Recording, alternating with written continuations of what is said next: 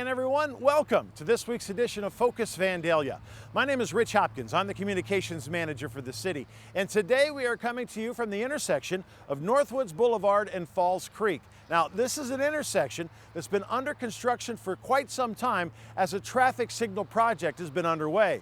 As we're about to learn, that project could be coming to a close within the next few weeks. If it seems like it's been in the works for a while, that's because it has.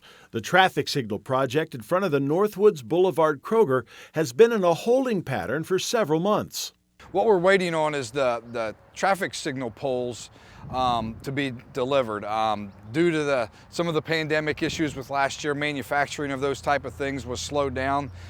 We do anticipate those poles to be delivered this summer. Sometime in the late June, early July timeframe. Once they get here, things will move pretty quick. They'll get installed and we should have the signal up and running within a week or so after they're delivered. Public Service Director Rob Cron says no two sets of poles are the same.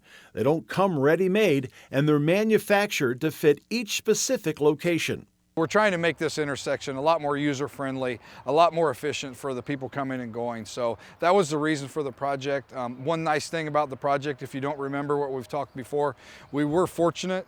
We received a grant to pay for 2/3 of the project, or right around $400,000 of the project from the Ohio Public Works Commission. So that saved the city quite a bit of money on this project.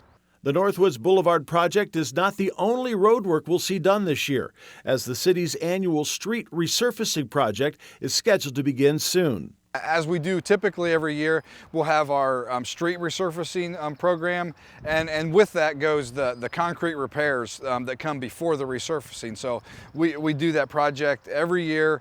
We bid it out early spring, so you should see that work beginning here within the next couple months.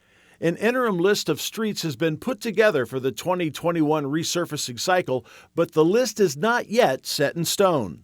That is subject to change a little bit as we get some of the prices in for our concrete work. We may have to add or delete a few, but if you check back soon to our website or possibly on our social media, we'll be putting a list out there of what streets we're going to be working on this year. Cron says there are many criteria used to determine which streets will be resurfaced each year. First and foremost, we look at the condition of the street, but we also look at the amount of traffic on each street, what the street is used for. Is it a commercial street? Is it a residential street? Is it a cul-de-sac?